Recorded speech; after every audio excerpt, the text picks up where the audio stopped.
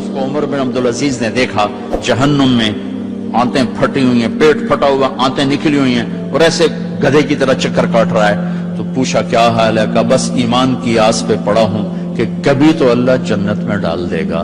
اگر ایمان پہ خاتمہ ہو جاتا ہے اور اعمال کا ذخیرہ نہیں ہے تو اللہ کا قانون ہے جہنم۔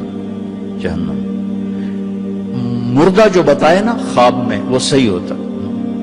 میرا ایک فرسٹ کزن، جیسے ذمہ داروں کے بچے ہوتے ہیں، ساری زندگی غفلت میں گزار دی، جوانی میں مر گیا، بس وہ نمازیں اس نے پڑھی جو کبھی میں کھینچ کے مسجد میں لے گیا، یا پھر عید کی 2 نمازیں، اس کے علاوہ مجھے یاد نہیں۔ تو میں نے خواب میں دیکھا، میں نے کہا کیا حال ہے؟ تو اس نے کہا آگ کے تندور میں ہوں، آگ کے تندور میں ہوں۔ اب میرا تو خون، میرا تو چاچے کا تائے کا بیٹا، مجھے تو آگ لگ گئی۔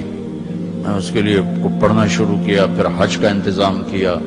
تو حج کے بعد جب واپس آیا تو پھر مجھے نہیں خواب آیا، ایک اور ساتھی کو خواب آیا کہ طارق میاں سے کہو تمہارا تحفہ مجھے مل گیا، وہ جو میں نے حج کروایا اس کی طرف سے۔ تو اللہ تعالیٰ کا فضل ہے کہ اس نے یہ بھی رکھا اس امت کے لیے کہ مرنے والوں کے لیے ایصال ثواب کرتے رہو تو ان کی بخشش کے سامان بن جاتے ہیں۔ تو اگر ایمان ہے اور عمل نہیں ہے تو سیدھا جنت میں نہیں جائے گا، وایا ہو کر جائے گا۔ اور اعمال میں میرے عزیزو، میں نماز کی پہلے تھوڑی بات کی تھی، روزے گرمی میں میرا اور آپ کے صبر کا امتحان ہے، میرے آپ کے عشق کا امتحان ہے کہ ہم اللہ کے لیے کتنی بھوک برداشت کرتے ہیں اور اللہ کے لیے کتنی پیاس کو برداشت کرتے ہیں۔ ہمارا روزہ تو شام کو کھل جائے گا، لیکن میرے نبی کی اولاد نے 72 گھنٹے کا روزہ رکھا تھا اور پیاسے ہی ذبح ہو کے اللہ کے پاس چلے گئے تھے، اور قیامت تک کے آنے والے انسانوں کے لیے عذر کے دروازے بند کر دیے تھے کہ وہ تو رمضان بھی نہیں تھا، پانی سامنے تھا، لیکن درندوں نے پانی روک دیا۔ حسینی قافلے کی بات کر رہا ہوں، اور چھوٹے 2 سال کے معصوم بچے سے لے کر حسین عالی مقام تک سارے گھر گھرانے نے 72 گھنٹے نہ پانی کا قطرہ نہ روٹی کا لقمہ، اور اسی بھوک پیاس میں اللہ کی بارگاہ میں حاضر ہو گئے اور امت کو پیغام دے گئے، عاشق ہوں میں عشق کماں میں دل رکھیں وانگ پہاڑوں ہو، سہ سہ بدیاں ہزار علامے کر جانے باغ بہاراں ہو، منصور جے چک سولی دیتے جڑے واقف کل اسراراں ہو، سجدیں سر چائیں نبا ہو توڑے کافر کہن ہزاراں ہو، عاشق سوئی حقیقی جڑا قتل معشوق دے مننے، سر نو جوڑے تے مکھ نہ موڑے پمیں 100 تلواراں کھنے، سچا عشق حسین علی دبا ہو سر دیتے تے راز نہ بھننے۔ یہ پیغام دے کر گئے۔ ابھی ہمارا چھوٹا سا ٹیسٹ ہوگا، صبح سے شام تک 13, 14, 15 گھنٹے کا روزہ ہوگا، اللہ دیکھے گا میرے لیے کتنا کو برداشت کرتا۔ تو اللہ نے ہمیں اپنی بخشش اپنے خزانوں سے دلانے کے لیے نماز دی، روزہ دیا، زکوٰۃ دی، حج کے اعمال دیے۔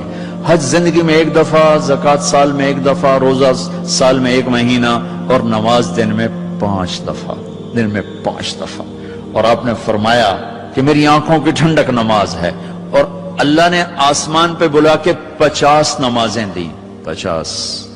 اللہ کو پتا ہے 5 دینی ہے، اللہ کو پتا ہے انہیں 5 نہیں پڑھنی ہے، 50 کی تو پڑھنی ہے، ٹھیک ہے، نہیں اللہ 50 دے رہا ہے۔ اور میرے نبی کا مقام رضا ہے، تسلیم ہے، میرے نبی نے نہیں عرض کی یا اللہ آپ یہ 50 کیسے پڑھیں گے؟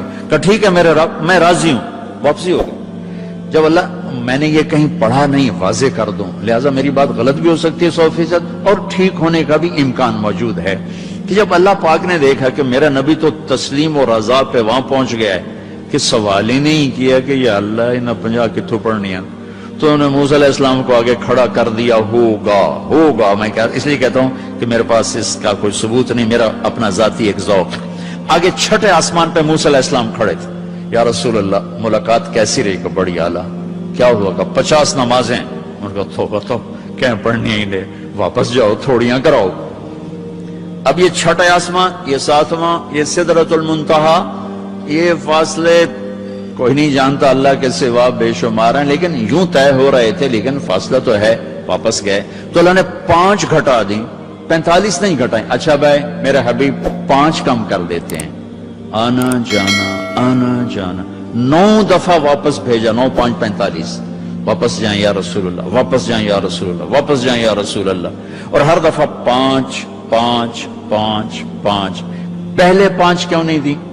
اور واپس گئے تھے تو 45 کیوں کم نہیں کی؟ ہر دفعہ بلا رہے ہیں، بھیج رہے ہیں، بلا رہے ہیں، بھیج رہے ہیں، اچھا 5 5 5 5۔ صرف آپ کو نماز کی اہمیت بتانے کے لیے کہ کتنا عظیم عمل ہے۔ جب 5 رہ گئیں اور موسیٰ علیہ السلام پھر کھلوتے، جی اب کیا ہوا؟ کہا جی 5 رہ گئی ہیں۔ کہا نہیں واپس جائیں، کوئی نہیں پڑھیں گے۔ کہا نہیں اب میں گیا تو یہ بھی اڑ جائیں گی، پھر میری امت کا کیا بنے گا؟ مجھے شرم آتی۔ کہا یا رسول اللہ ایک بات بتاؤں کیا؟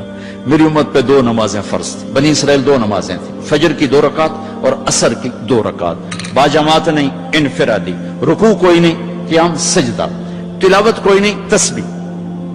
قرآن میں آتا ہے ورکعی مرعکین، حضرت مریم کو وہ ورکعی سے مراد رکوع نہیں، جھکنا مراد ہے کہ جھکو اللہ پاک کے سامنے۔ رکوع ہمیں ملا، نماز میں تلاوت ہمیں ملی، اللہ اکبر ہمیں ملا۔ کسی امت کو اللہ اکبر نہیں ملا، کسی امت کو رکوع نہیں ملا، کسی امت کو تلاوت نہیں ملی، وہ اپنی کتاب کے حافظ نہیں ہوتے تھے۔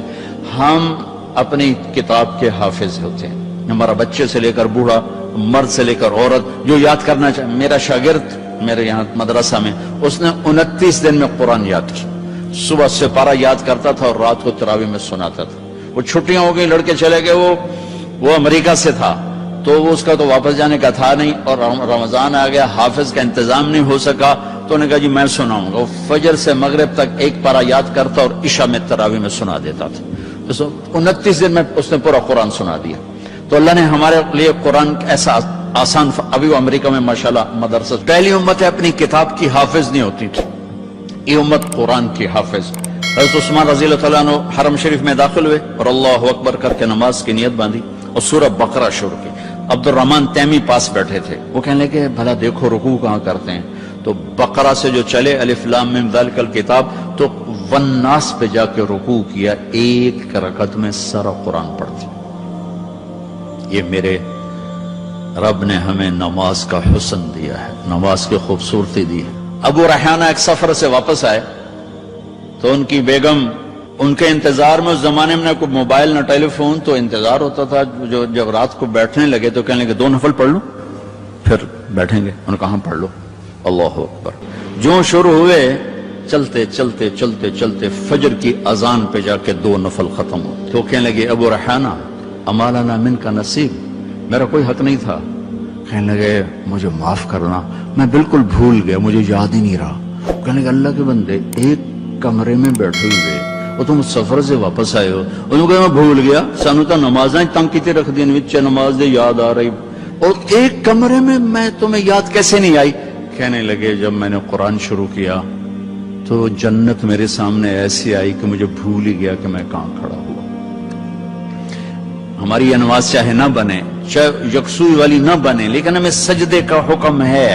اگرچہ بت ہیں جماعت کی آستینوں میں، مجھے ہے حکم اذان لا الہ الا اللہ۔ وہ بت میری اپنی آستین میں بھی ہوں گے تو بھی مجھے سجدہ کرنا ہے، میرا دل ٹکے نہ ٹکے مجھے ماتھے کو زمین پہ ٹیکنا ہے اور مجھے اپنے اللہ کے سامنے جھکنا ہے۔ تو موسیٰ علیہ السلام نے کہا 2 نمازیں نہیں پڑھ سکے، 5 کیسے پڑھیں گے؟ کہ بس جس کا نصیب ہے وہ پڑھے گا، میں واپس نہیں جاؤں گا، میں لے کے جاؤں گا۔ جب آپ چلے نیچے تو پیچھے سے اللہ کی آواز ہے، میرے محبوب ہماری تو پھر 50 ہی ہیں، آپ کی امت 5 پڑھے گی، 50 لکھوں گا۔ آپ کی امت 5 پڑھے گی، 50 لکھوں گا۔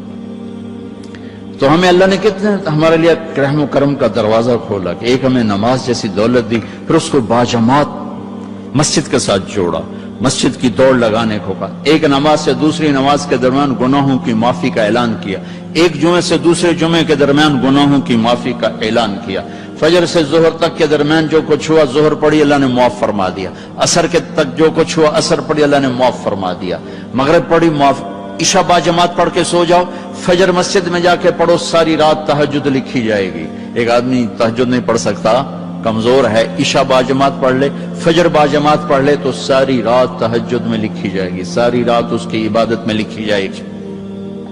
اللہ نے ہمیں عبادات میں نماز اعلیٰ درجے کی چیز دی ہے۔ نماز کے بعد